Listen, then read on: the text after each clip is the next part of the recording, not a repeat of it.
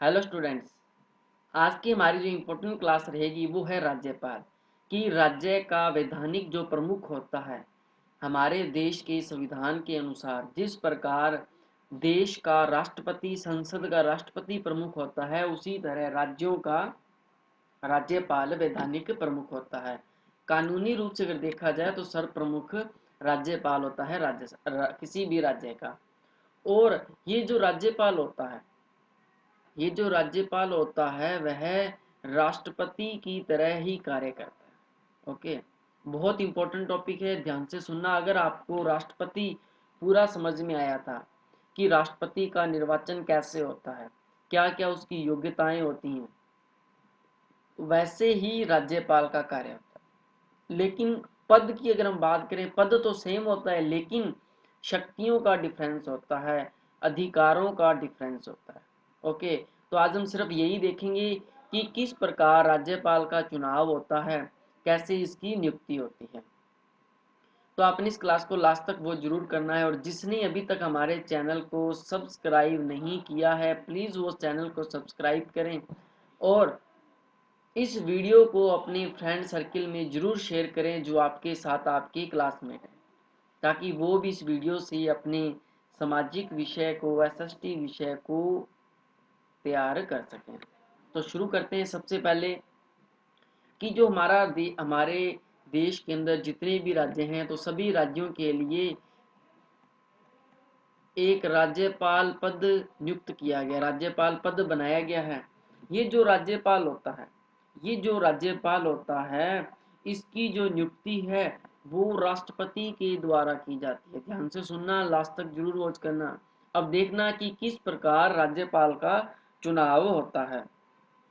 मैं सबसे पहले यहाँ कुछ पॉइंट लिखूंगा जिससे हमें ये आइडिया लग जाएगा कि हाँ, राज्यपाल के अंदर हमने यही लिखना है और कुछ नहीं लिखना एक्स्ट्रा। लिखने, सोचने समझने की भी आवश्यकता नहीं है, सिर्फ पॉइंटों को ध्यान में रखना है। सबसे पहले आता है इसका चुनाव। देखो, वैसे अगर आपकी बुक के आधार पर देखा जाए तो बुक के अंदर जो पॉइंट दिए गए हैं, सबसे पहला पॉइंट दिया गया है नियुक्ति। देखो, नियुक्ति से पहले इसका चुनाव किया जाता है, तो हमने सीधा डायरेक्ट लिख सकते हैं चुनाव और नियुक्ति। दूसरा पॉइंट आ जाएगा इसके अंदर इसकी योग्यताएं। भाई, राज्यपाल पद के लिए कुछ योग्यताएं बहुत जरूरी हैं। और तीसरा पॉइंट आ जाएगा इसके अंदर कि राज्यपाल के चयन के लिए कुछ परंपराएं हैं। राज्यपाल का चयन करने के लिए कुछ परंपराएं यानी कि कुछ नियम हैं, और इन्हीं नियमों के आधार पर ही राज्यपाल का चुनाव किया जाएगा। और इसके अलावा चौथा पॉइंट आ जाएगा राज्यपाल का जो कार्यकाल है वो कितना होगा। इसके अलावा राज्यपाल के जो वेतन भत्ते हैं वो क्या क्या होंगे और किनके द्वारा इनके भत्ते निर्धारित किए जाते हैं। ये 5 पॉइंट आज की क्लास के अंदर हम करने वाले हैं। ओके, ध्यान से सुनना, आपको सारा समझ में आ जाएगा। तो सबसे पहले अपने करेंगे पहला पॉइंट इसका चुनाव और नियुक्ति। देखो, राज्यपाल का जो चुनाव है, राज्यपाल का जो चुनाव है वो संसद के द्वारा किया जाता है। संसद के मंत्रिमंडल मिल करके राज्यपाल का चुनाव करते हैं। देखो, मंत्रिमंडल ने इसका चुनाव किया है और इसकी जो नियुक्ति है ना, वो नियुक्त की जाती है राष्ट्रपति के द्वारा। राज्यपाल की नियुक्ति राष्ट्रपति के द्वारा की जाती है। चुनाव किसने किया? मंत्रिमंडल ने किया। मंत्रिमंडल ने चुनाव किया, नियुक्ति राष्ट्रपति ने की। और राज्यपाल को शपथ कौन दिलाएगा? राज्यपाल को शपथ दिलाता है उस राज्य के हाई कोर्ट के मुख्य न्यायाधीश। जिस राज्य में राज्यपाल की नियुक्ति की जा रही है, वहां के मुख्य न्यायाधीश के द्वारा इन्हें शपथ दिलाई जाती है। ये कुछ बातें हैं जिसको आपने ध्यान में रखना है। अगर चाहो तो आप इसके अंदर एक पॉइंट और ऐड कर सकते हो। 6 नंबर पॉइंट क्या हो जाएगा? शपथ। देखो, जितने ज्यादा पॉइंट होंगे क्वेश्चन हमारा उतना ही अच्छा लगेगा। आप एक लेख के अंदर लिख दीजिए तो एग्जामिनर क्या करता है? सिर्फ राउंड लगाएगा उसके ऊपर या एक बहुत बड़ा क्वेश्चन मार्क। यदि आप इस तरीके से लिखोगे तो मैं 100% कहता हूँ कि आपका जो आंसर है, आपको जो एग्जामिनर है, यदि 7 नंबर का क्वेश्चन है ना तो आपको 6 नंबर तो दे के ही जाएगा। 6 नहीं तो कम से कम 6.5 नंबर तो पक्के हैं।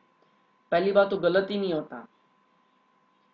सिर्फ ध्यान रखना है आपने किनका, इन पॉइंटों का।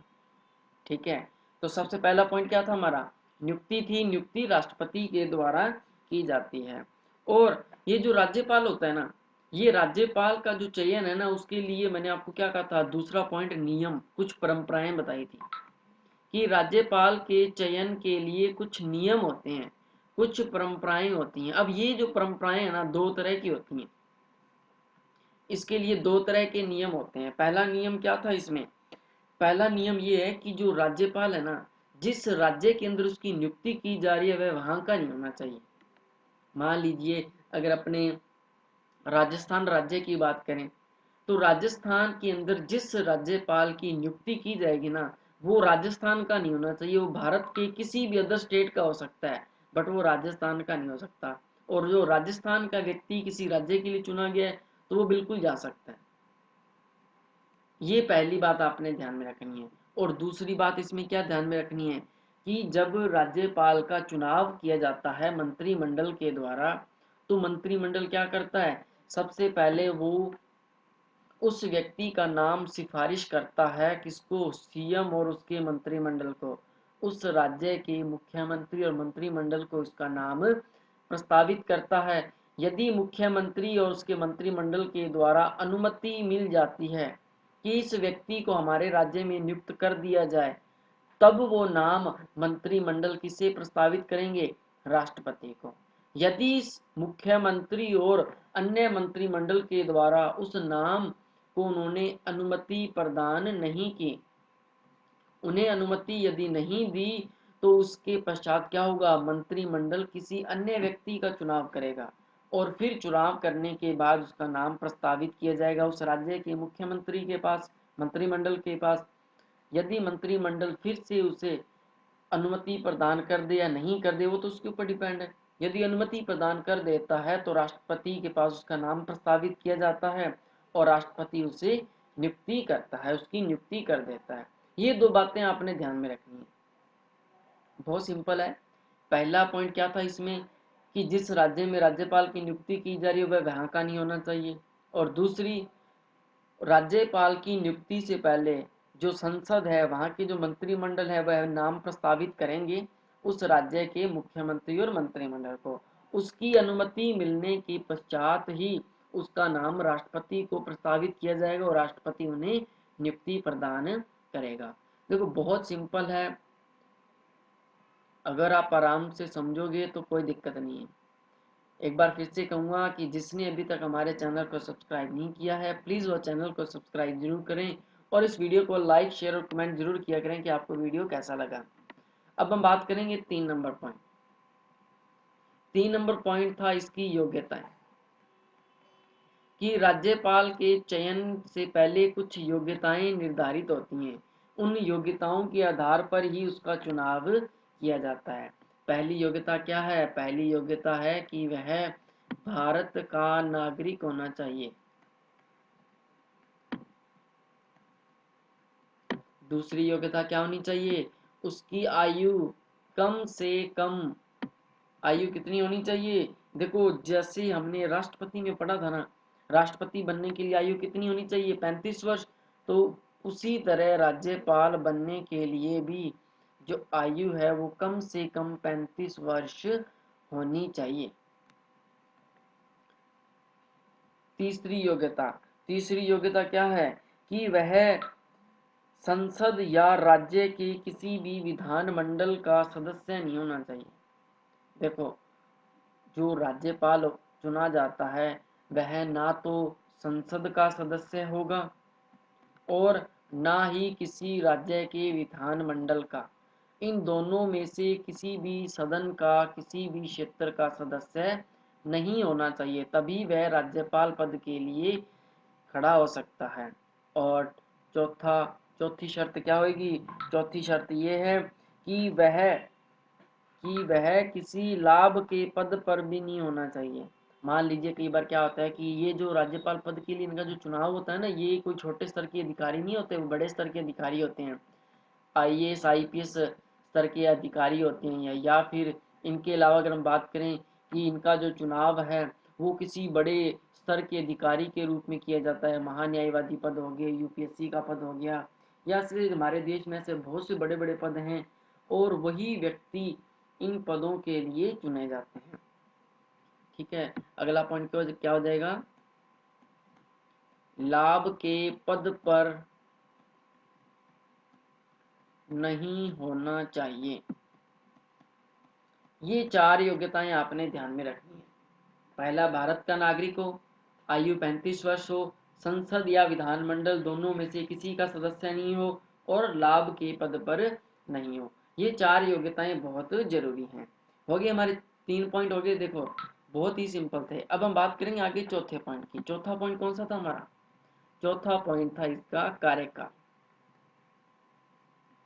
कि राज्यपाल का जो कार्यकाल है ना वो निश्चित होता है। जिस प्रकार राष्ट्रपति का कार्यकाल 5 वर्ष था, उसी तरह राज्यपाल का भी कार्यकाल कितना होता है, 5 वर्ष होता है।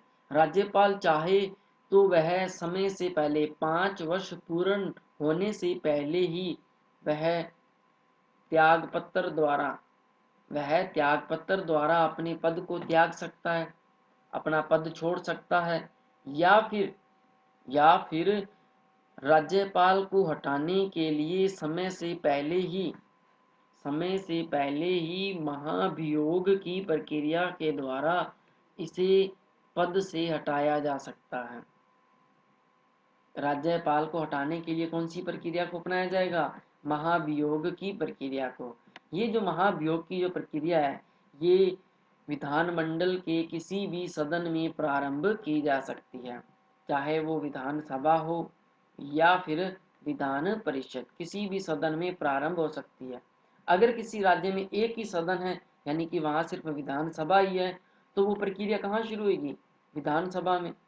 और इस प्रक्रिया को पूरा करने के लिए राज्यपाल के विरुद्ध महाभियोग की प्रक्रिया को प्रारंभ करने से पहले 14 दिन पहले इन्हें सूचना दी जाती है और इसके पश्चात 14 दिन पश्चात ही प्रक्रिया प्रारंभ होती है। और इस प्रक्रिया को पूरा करने के लिए विधानसभा में बहुमत प्राप्त करना बहुत जरूरी है। तो बहुमत कितना होना चाहिए, बहुमत होना चाहिए 2/3। यदि 2/3 बहुमत मिल जाता है तो उस राज्य के राज्यपाल को उसके पद से हटाया जा सकता है। अगर बहुमत प्राप्त नहीं होता तो राज्यपाल उसी तरह पहले की तरह ही अपने पद पर कार्य करता रहेगा। ये था इसका कार्यकाल। अब आता है नेक्स्ट 5 नंबर पॉइंट, इनके वेतन भत्ते, कि राज्यपाल को कितना वेतन दिया जाएगा, कौन कौन से भत्ते मिलेंगे, इनका जो निर्धारण है वो संसद के द्वारा ही किया जाता है। क्यों, क्योंकि इनकी नियुक्ति किसने की थी, संसद ने ही इसका चुनाव किया था उस राज्य के राज्यपाल का। और राज्यपाल को कितना वेतन दिया जाएगा, उसके अंदर उस वेतन में कितनी कमी की जाएगी, कितनी वृद्धि की जाएगी, इसका निर्धारण भी कौन करेगी, संसद करेगी। और वेतन के अलावा उसे कौन कौन से भत्ते मिलेंगे, भत्तों की अगर हम बात करें, जिसमें एक मकान दिया जाएगा, एक घर दिया जाएगा, एक सिक्योरिटी गार्ड दिया जाएगा, टेलीफोन का बिल होगा, लाइट का बिल होगा, पानी का बिल होगा, और इसके अलावा इन्हें एक गवर्नमेंट गाड़ी दी जाती है, एक सिक्योरिटी गार्ड दिया जाता है। इसके अलावा बहुत से भत्ते होते हैं, इसके अलावा इनके लिए बहुत से भत्ते निर्धारित किए जाते हैं। अगर कोई बीमार भी हो जाए ना इनकी फैमिली से तो भी इन्हें भत्ता मिलेगा। अगर इन्हें वेतन तो मिल ही रहा है, वेतन तो मिल ही रहा है, इनका कार्यकाल पूरा होने के पश्चात इन्हें पेंशन भी दी जाती है। और पेंशन किस रूप में प्राप्त होती है, इन्हें भत्तों के रूप में प्राप्त होती है। यानी कि इन सब का जो निर्धारण है वो किसके द्वारा किया जाता है, वो सिर्फ देश की संसद के द्वारा ही किया जाता है। ओके, बहुत इंपॉर्टेंट था ये, बहुत ही सिंपल भी था। आई होप सबको समझ में आ गया होगा। मात्र 15 मिनट की बात है, मात्र 15 मिनट की बात है और 15 मिनट में आपका टॉपिक क्लियर है। 5 पॉइंट हो गए हमारे। अब लास्ट पॉइंट आता है इसके अंदर, मैंने आपको कहा था छठा पॉइंट आप लिख लेना इसके अंदर, शपथ। कि किसी राज्य के राज्यपाल की नियुक्ति तो राष्ट्रपति के द्वारा की जाती है, मैंने आपको पहले ही बताया था। इनकी नियुक्ति किसने की? नियुक्ति तो कर दी राष्ट्रपति ने, लेकिन इसे शपथ दिलाने का काम कौन करता है? उस राज्य के मुख्य न्यायाधीश सीजीआई, उस राज्य के मुख्य न्यायाधीश के द्वारा इन्हें शपथ दिलाई जाती है। बहुत इंपॉर्टेंट है। और इस राज्यपाल को हटाने के लिए कौन सी प्रक्रिया को अपनाया जाता है? महाभियोग की प्रक्रिया को अपनाया जाता है। और संविधान के नियमों के विरुद्ध यदि उल्लंघन करेगा तो उसके लिए कौन सी प्रक्रिया अपनाई जाएगी? महाभियोग की प्रक्रिया। तो ये था आज का हमारा इंपॉर्टेंट टॉपिक, राज्यपाल, कि किस प्रकार उसका चुनाव किया जाएगा, किस प्रकार उनकी योग्यताएं हैं, कौन कौन सी योग्यताओं के आधार पर इनका चयन किया जाता है। कल की हमारी जो क्लास रहेगी, कल हमारी जो क्लास रहेगी उस क्लास के अंदर हम राज्यपाल की कार्य शक्तियों को करेंगे। जिस प्रकार हमने राष्ट्रपति की कार्य शक्तियां की थी, उसी तरह कल की क्लास के अंदर हम राज्यपाल की कार्य शक्तियों को करने वाले हैं, जिसके अंदर कार्यपालिका संबंधी शक्ति है, दूसरी विधायी शक्ति है, सेम वही है, कुछ अंतर नहीं है इसके अंदर। तीसरी इसमें वित्तीय शक्ति आ जाएगी, और चौथी इसमें न्यायिक शक्ति आ जाएगी। और इसके अलावा भी कुछ ऐसी शक्तियां होती हैं, विविध शक्तियां होती हैं। इसमें क्या होता है विविध शक्तियों के अंदर, कि किससे हमारे देश में कोई संकट काल की स्थिति उत्पन्न हुई है, राज्य में कोई संकट काल की स्थिति उत्पन्न हुई है, तो उस स्थिति में क्या होता है, राज्यपाल अपनी रिपोर्ट तैयार करके संसद राष्ट्रपति के पास भेजता है, और राष्ट्रपति उस रिपोर्ट को संसद में प्रस्तुत करता है। यदि संसद में उसे बहुमत प्राप्त हो गया तो उस राज्य में जो सरकार है वो समाप्त कर दी जाती है, और वहां पर किसका शासन लागू हो जाता है? राष्ट्रपति का। लेकिन राष्ट्रपति के कहने पर ही वहां शासन किया किसके द्वारा जाता है? वहां राज्यपाल के द्वारा शासन किया जाता है। क्यों? क्योंकि जो राज्यपाल होता है वो राष्ट्रपति के समकक्ष ही होता है। तो इसको हम करने वाले हैं कल की क्लास में। तो सभी ने कल की क्लास को जरूर देखना है, समझना है। और अभी तक जितनी भी क्लासें अपलोड कर दी गई हैं, जिन्होंने अभी तक उसे नहीं देखा है, प्लीज़ वो एक एक करके सभी वीडियो को देखें, आपके सारे टॉपिक क्लियर हो जाएंगे। 4 चैप्टर कंप्लीट हो गए हैं, और उन चारों चैप्टर्स को आपने अच्छे से समझना है। और जिसने अभी तक हमारे चैनल को सब्सक्राइब नहीं किया है, प्लीज़ वो चैनल को सब्सक्राइब जरूर करें। तो मिलते हैं नेक्स्ट क्लास में, तब तक के लिए गुड बाय।